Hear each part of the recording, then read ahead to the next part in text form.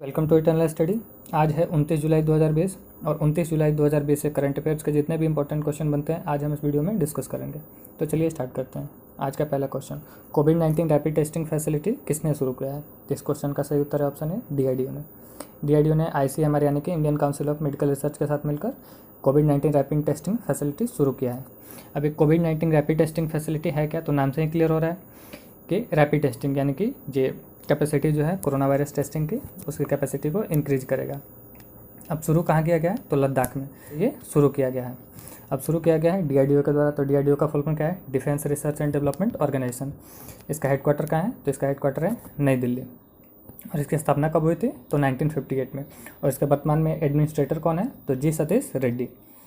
अब एक क्वेश्चन बन जाता है कि हेमिस नेशनल पार्क जो पहले जम्मू कश्मीर में था, तो 370 हटने के बाद जम्मू कश्मीर और लद्दाख दो अलग अलग यूनियन टेरिटरी बन गई हैं।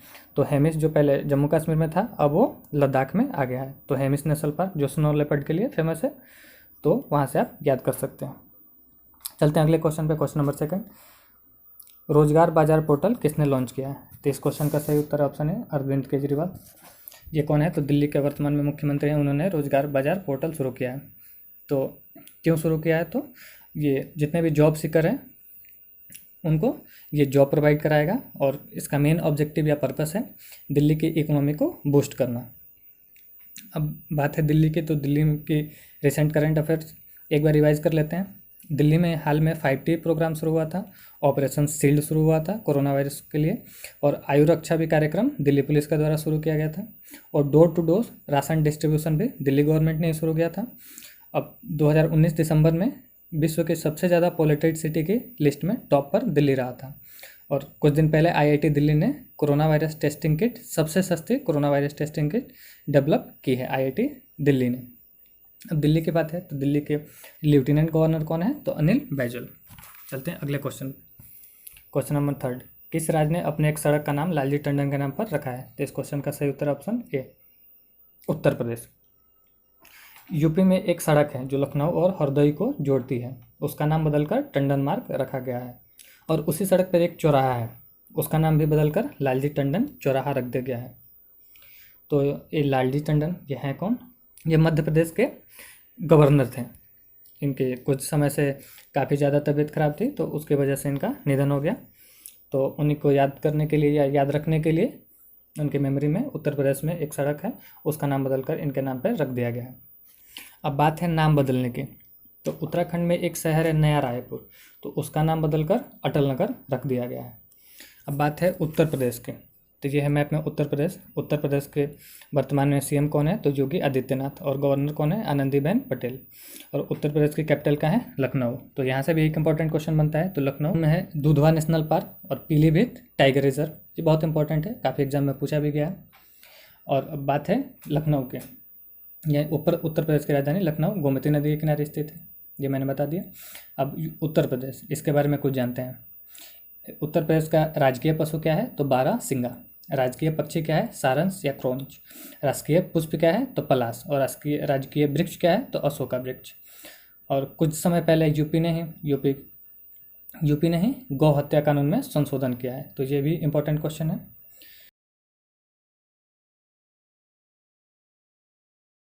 चलते हैं अगले नंबर पे। क्वेश्चन नंबर 4, जुआन-3 सैटेलाइट किस देश ने लॉन्च किया है? तो इस क्वेश्चन का सही उत्तर है ऑप्शन बी चाइना।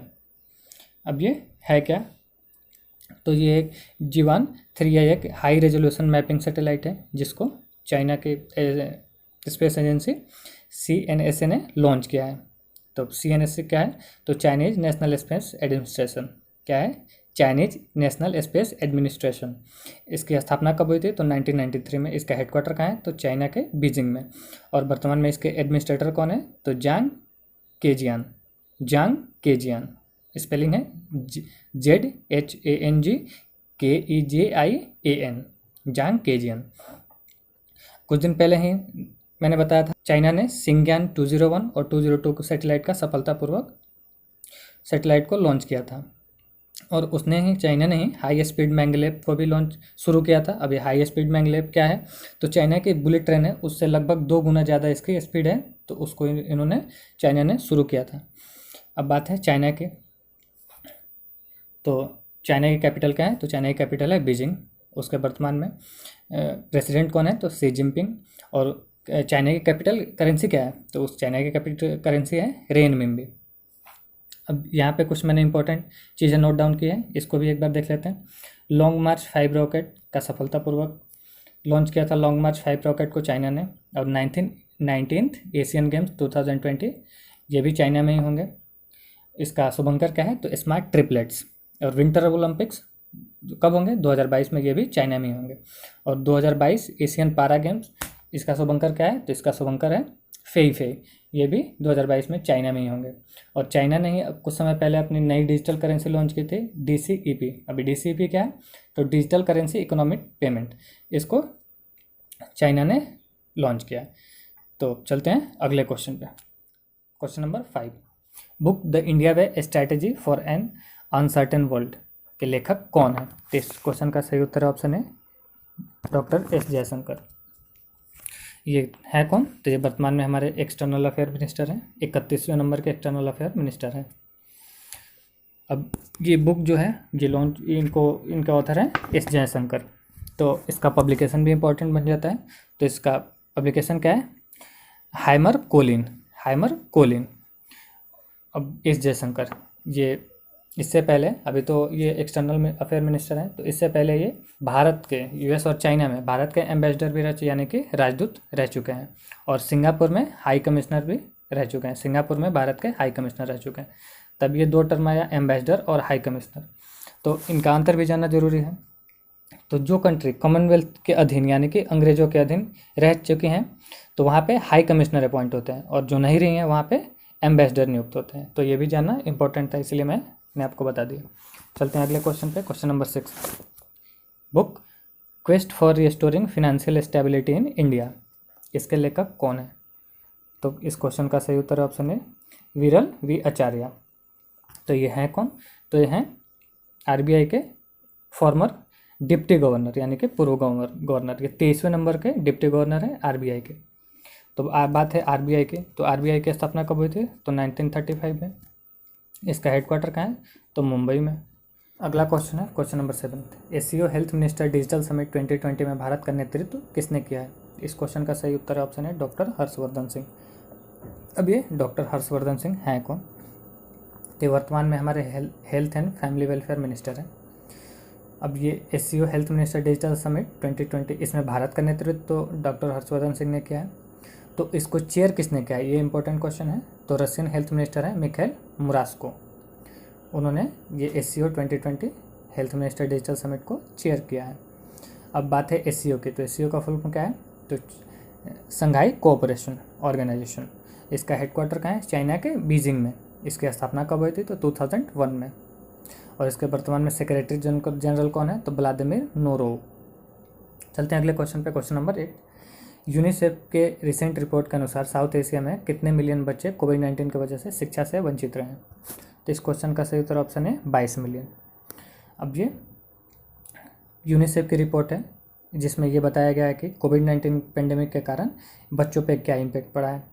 तो ये साउथ एशिया रीजन में ये बताया गया है कि 22 मिलियन स्टूडेंट जो हैं, बच्चे जो हैं, वो शिक्षा से वंचित रहे हैं कोविड-19 पेंडेमिक के कारण। अब साउथ एशियन कंट्री में कौन कौन से हैं? ये जो डेटा तैयार किया गया साउथ एशियन रीजन में, तो वो कंट्री कौन कौन है वो एक बार मैं आपको बताता हूँ, आप सुन लीजिए।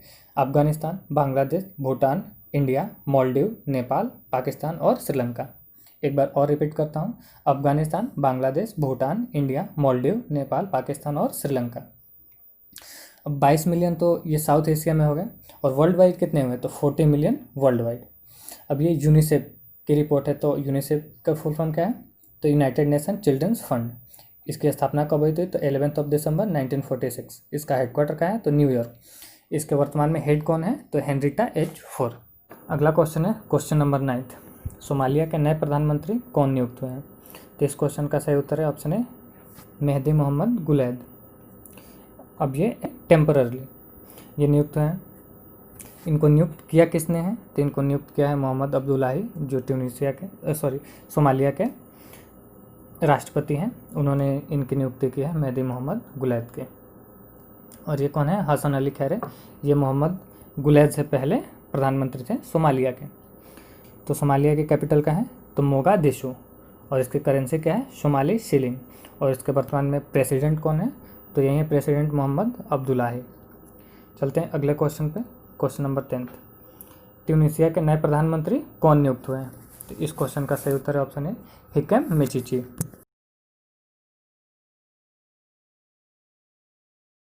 ऑप्शन है हिकेम मिचिची, ये ट्यूनीशिया के नए प्रधानमंत्री नियुक्त हो गए। तो वहाँ के प्रेसिडेंट जो हैं कैस सईद, उन्होंने हिकेम मिचिची को वहाँ का प्रधानमंत्री नियुक्त कर दिया है। इनके पास 1 मंथ की डेडलाइन है, अगर उसके 1 महीने के अंदर अंदर ये अगर मेजोरिटी अपनी साबित कर देते हैं तो इनकी गवर्नमेंट बनेगी, अगर नहीं करते हैं तो राष्ट्रपति इनको डिमोलिश करके नया चुनाव कराएंगे। अब बात है ट्यूनीशिया की। तो ट्यूनीशिया के कैपिटल का है ट्यूनिस, और ट्यूनीशिया की करेंसी क्या है? ट्यूनिस दिनार। और इसके प्रधानमंत्री तो यही नियुक्त हो गए हैं, हिकेम मिचिची। और इसके वर्तमान में प्रेसिडेंट कौन है? तो ऑप्शन नंबर सी में आपको दिख रहा होगा कैस सईद, ये वहाँ के वर्तमान में प्रेसिडेंट है। अगला क्वेश्चन है क्वेश्चन नंबर 11। मौसम ऐप किसने लॉन्च किया है? इस क्वेश्चन का सही उत्तर option A doctor Harshvardhan Singh. ये कौन है? तो health and family welfare minister और मिनिस्टर ऑफ अर्थ साइंस, ये दोनों हैं डॉक्टर हर्षवर्धन सिंह। इन्होंने ये मौसम ऐप शुरू किया है, यानी कि लॉन्च किया है। तो ये काम क्या करेगा? तो ये वेदर फोरकास्टिंग करेगा। अब इसको IITM पुणे और IMD ने मिलकर डिज़ाइन किया है। तो IITM पुणे क्या है? तो Indian institute of tropical metrology, और IMD इंडियन मेट्रोलॉजिकल डिपार्टमेंट, इन्होंने मिलकर इसको डिज़ाइन किया है। चलते हैं अगले क्वेश्चन पे, क्वेश्चन नंबर 12। ओलिविया दे हैविलैंड का निधन हुआ है, वो कौन थी? ओलिविया दे हैविलैंड का निधन हुआ है, वो कौन थी? तो इस क्वेश्चन का सही उत्तर ऑप्शन है एक्ट्रेस, ये एक अभिनेत्री थी। इनका निधन 104 ईयर के एज में इनका भी निधन हुआ है। तो इनका नाम इम्पोर्टेंट क्यों है? तो ये 2 बार ऑस्कर अवार्ड जीती हैं और 1 बार नेशनल मेडल ऑफ आर्ट्स भी इनको दिया गया है। ये कहाँ के हैं? तो टोक्यो जापान के हैं। अब इनका नाम ये हैविलैंड, ये टाइटल इनके नाम से जुड़ा क्यों है? तो हॉलीवुड मूवी के कॉन्ट्रैक्ट सिस्टम जो है उसे दी हैविलैंड लॉ कहते हैं। तो उसे दी हैविलैंड ये इनको दिया गया है। ऑस्कर मिला था, तो वो इम्पोर्टेंट बन जाता है कि कब मिला था? तो 1946 में। किस लिए मिला था? तो to teach his own, to teach his own 1946 में उसके लिए ऑस्कर मिला था, और दोबारा 1949 में द हियर्स के लिए इनको मिला था ऑस्कर अवार्ड। 2 बार इनको ऑस्कर अवार्ड मिला था, इसलिए इनका नाम इंपॉर्टेंट हो जाता है। चलते हैं अगले क्वेश्चन पे, क्वेश्चन नंबर 13। जॉन सैक्सन का निधन हुआ है, वे कौन थे? तो इस क्वेश्चन का सही उत्तर ऑप्शन है एक्टर थे। इनका नाम क्यों इंपॉर्टेंट है? तो ये गोल्डन ग्लोब अवार्ड 1958 में इनको मिला था, किस मूवी के लिए? तो the happy feeling, the happy feeling, इसी के लिए इनको गोल्डन ग्लोब अवार्ड 1958 में दिया गया था, इसलिए इनका नाम इंपॉर्टेंट बन जाता है। चलते हैं अगले क्वेश्चन पे, क्वेश्चन नंबर 14। CRPF ने अपना 82वां, माफ़ कीजिएगा यहाँ पे 88 नहीं है, इसको काट के आप 82 कर लीजिएगा, 82वां स्थापना दिवस यानी कि रेजिंग डे किस दिन मनाया है? तो इस क्वेश्चन का सही उत्तर है ऑप्शन ए 27 जुलाई। 27 जुलाई को CRPF ने अपना 82वां स्थापना दिवस मनाया है। अब इम्पोर्टेंट डेट्स की बात फिर से आ गई है, तो एक बार मैं फिर से जुलाई मंथ के जितने भी इम्पोर्टेंट डेट्स हैं उसको रिवाइज करा देता हूँ। आपने लिखा होगा तो आप एक बार फ्रिक्वेंटली रिवाइज कर लीजिए।